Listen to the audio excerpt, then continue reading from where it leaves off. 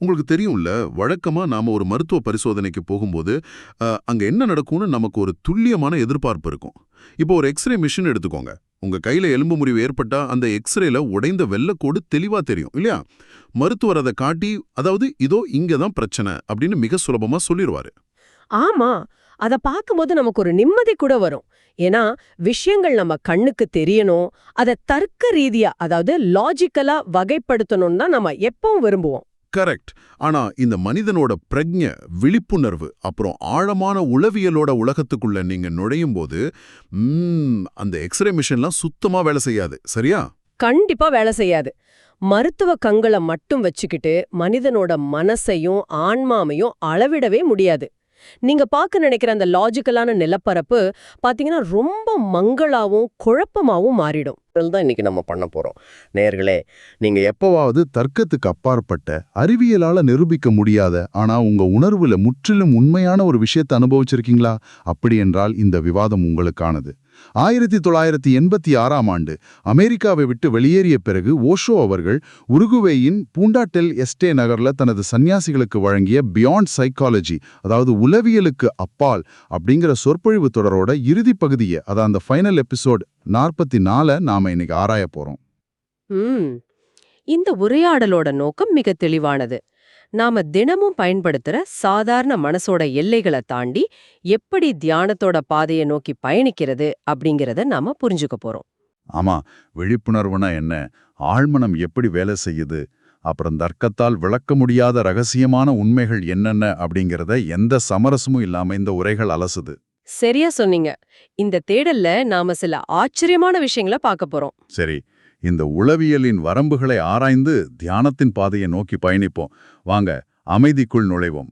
முதல்ல விழிப்புணர்வு குறையும் போது என்ன நடக்குது அப்படிங்கிறதுல இருந்து தொடங்குவோம். அதாவது கனவுகள். இந்த சோர்சஸ்ல கனவுகளை கட்டுப்படுத்துறதுக்கு ஒரு சுவாரஸ்யமான பயிற்சி சொல்லப்பட்டிருக்கு. ஆமாமா, அது ஒரு ரொம்ப பழமையான பயிற்சி. ஒரு நிமிஷம்.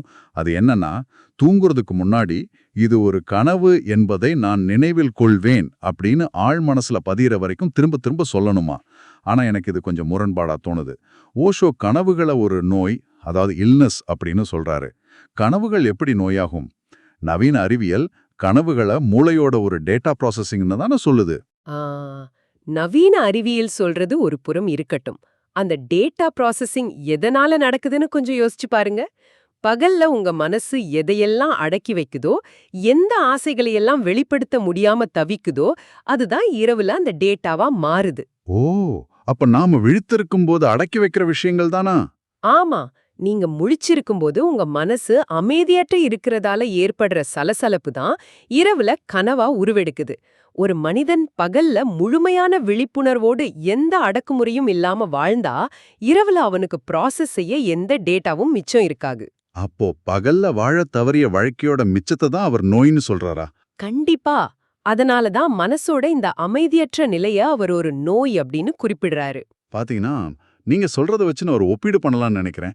கனவுகளை இருட்டுல வாழற கரப்பாம்பூச்சிகளோட ஒப்பிடலாம் போல இருக்கே. ரொம்ப சரியான ஒப்பீடு. அதாவது உங்க மனசுங்கிற சமையல் அறையில இருட்டு இருக்கும்போது தான் இந்த கனவுகள்ங்கிற கரப்பாம்பூச்சிகள் வெளியே வருது. விழிப்புணர்வுங்கிற சமையலறை விளக்க ஆன் பண்ணதும் அதுங்க ஓடிவிடுது, அப்படித்தானே? ஆனா தூங்குறதுக்கு முன்னாடி அந்த வார்த்தைகளை திரும்ப திரும்ப சொல்றதால மட்டும் எப்படி விழிப்புணர்வு வரும்? அது ஒரு சாதாரண ஆட்டோ சஜஷன் தானே? ஆ, பாக்க அப்படி தோணலாம். ஆனா அது வெறும் வார்த்தை இல்ல. அது உங்க ஆழ் மனசுக்கு நீங்க அனுப்புற ஒரு தூது. என்ன சொல்றது, உங்க விழிப்புள்ள மனம் தூங்க செல்லும்போது அந்த எண்ணத்தை மெதுவா ஆழ் மனசுக்குள்ள நழுவ விடுறீங்க. ஓ, இருட்டுக்குள்ள ஒரு சின்ன வெளிச்சத்தை அனுப்புற மாதிரி. எக்ஸாக்ட்லி. கனவுகளோட இயல்பே அதுங்க மயக்க நிலையில அல்லது விழிப்புணர்வற்ற இருள்ல மட்டும்தான் வாழக்கூடியவ. ஆனா கனவு காணும் போதே, ஓ இது ஒரு கனவு அப்படிங்கிற வெளிச்சம் உள்ள வந்துட்டா என்னாகும்? கனவு மறைஞ்சிருமா? ஆமா, அந்த வெளிச்சத்துக்குள்ள கனவால உயிர் வாழ முடியாது. அது மெல்ல மெல்ல சிதைஞ்சு மறைஞ்சிடும். கனவுகளுக்கு வெளிச்சம் பிடிக்காது. பாத்தீங்கன்னா அதுங்க ரொம்ப கூச்ச சுபாவம் கொண்டவ. சரி, இப்படி கனவுகள் மறைந்தா என்ன லாபம்? பகல்ல நடக்கிற என் நிஜ வாழ்க்கையில இதனால என்ன மாற்றம் வந்துட போகுது? ஒரு சாதாரண மனிதனுக்கு இதனால என்ன பயன்? மிகப்பெரிய மாற்றம் வரும். கனவுகளை வெல்றது அப்படிங்கிறது உங்க இருண்ட ஆழ்மனசுக்குள்ள விழிப்புணர்வோட வெளிச்சத்தை கொண்டு செல்வதற்கான முதல் படி. கனவுகள் இல்லாத அந்த ஆழமான உறக்கம் உங்களுக்கு சாத்தியமாகும் போது பகல்ல உங்க மனசோட தேவையற்ற சலசலப்புகள் பெருமளவு குறைஞ்சிடும். நிஜமாவா? அதாவது பகல்ல நாம ரொம்ப ரிலாக்ஸ்டா இருப்போமா? ஆமா, நீங்க கடந்த கால நினைவுகள்லயோ அல்லது எதிர்கால கற்பனைகள்லயோ வாழாம இந்த நொடியில நிகழ்காலத்துல வாழத் தொடங்குவீங்க.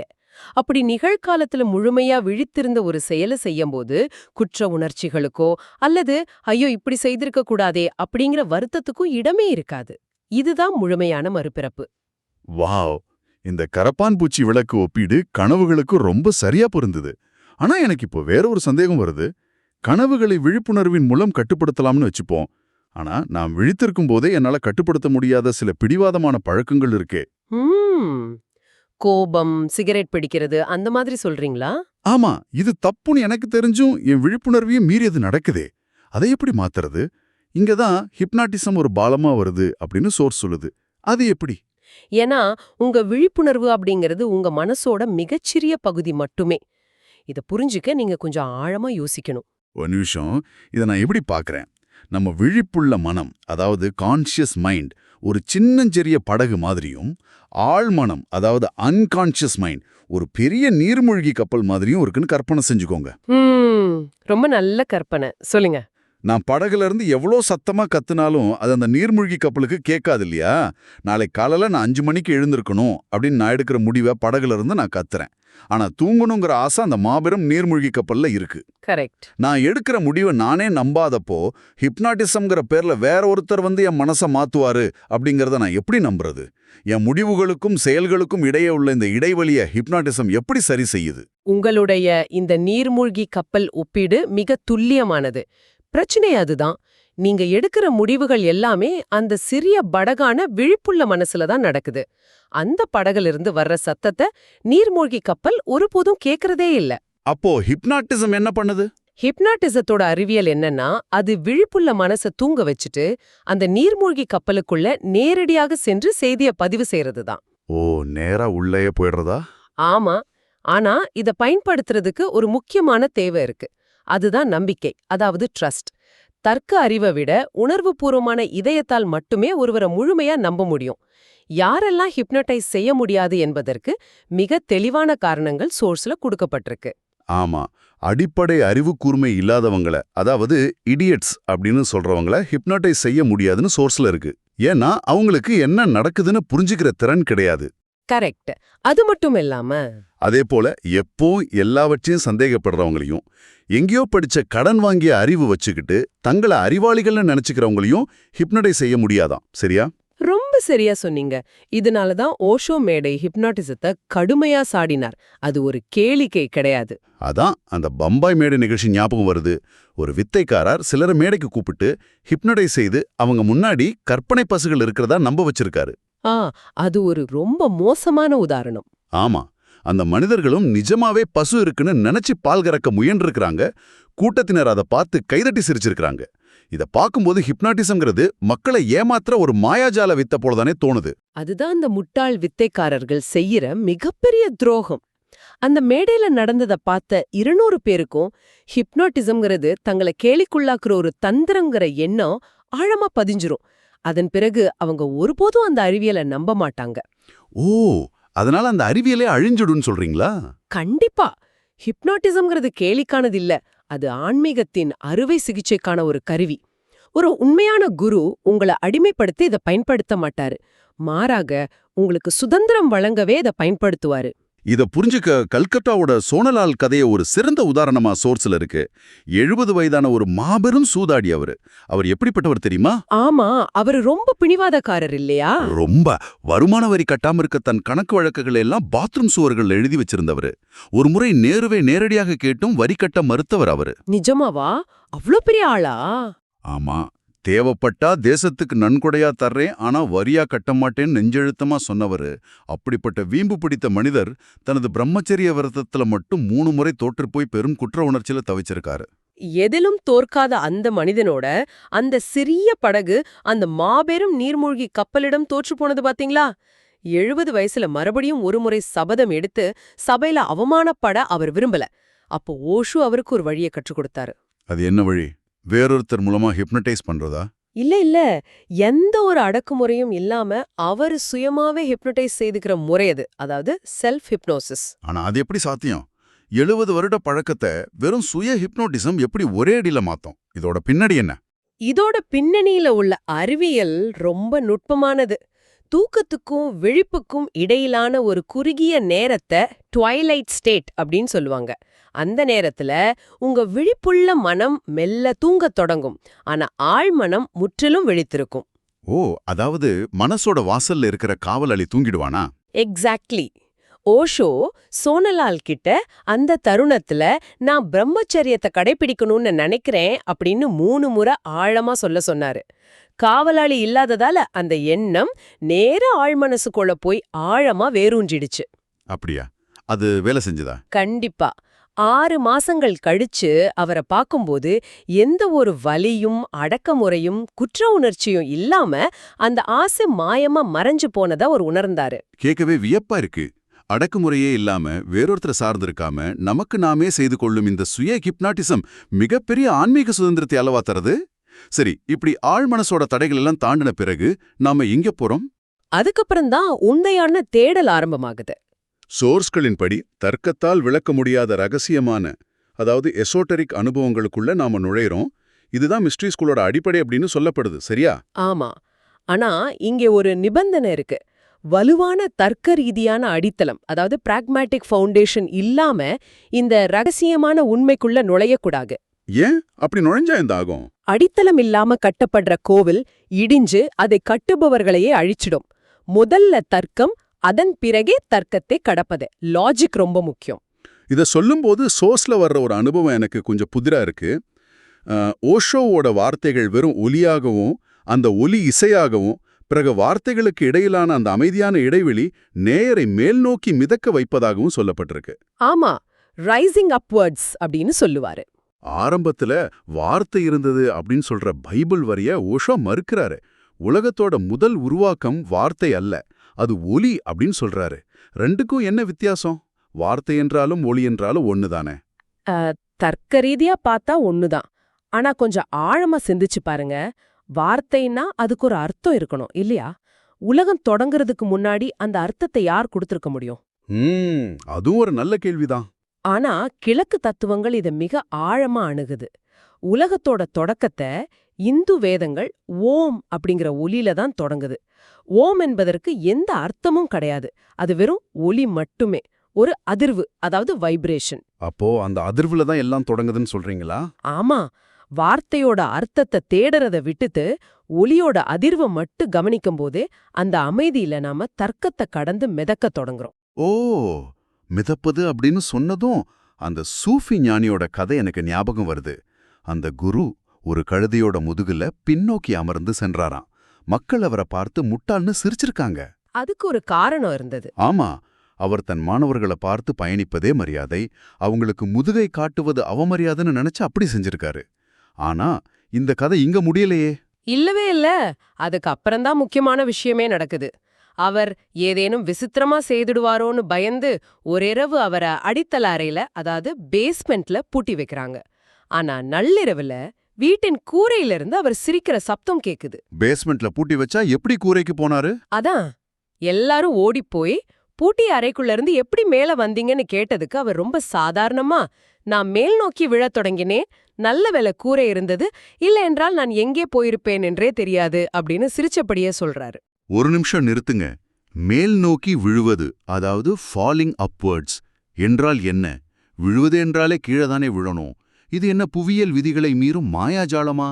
இதை எப்படி நம்புறது? தர்க்கத்தை வச்சு பார்த்தா இது மாயாஜாலமா தான் தெரியும். ஆனா இதோட பின்னாடி உள்ள உண்மையான மெக்கானிசம் என்னவென்று பாருங்க. புவியீர்ப்பு விசை எதை கட்டுப்படுத்தும்? எடையுள்ள பருப்பொருள் கொண்ட உடலை மட்டுமே கட்டுப்படுத்தும், சரியா? ஆமா, கிராவிட்டி பொருட்களை தானே இழுக்கும். ஆனா நீங்க வெறும் உடல் அல்ல, நீங்க பிரக்ஞை, அதாவது கான்ஷியஸ்னஸ். உங்க மனசு முழுமையான அமைதியை அடையும் போது அந்த பிரக்ஞைக்கும் உங்க உடலுக்கும் உள்ள தொடர்பு தளர்ந்து போயிடுது. ஓ, அப்போ வெயிட்லெஸ் ஆயிடுவோமா? ஆமா, பிரக்ஞைக்கு எடை கிடையாது. அது காற்றை விட லேசானது. அது விடுபடும்போது அது இயல்பாகவே மேல்நோக்கி நகரத் தொடங்கும். இது புவியீர்ப்பு விசைக்கு எதிரான ஒரு ஆற்றல், லெவிடேஷன். ஈர்ப்பு விசை எப்படி அறிவியல் உண்மையோ அதே அளவு இந்த மேல்நோக்கி மிதக்கும் ஆற்றலும் உண்மை.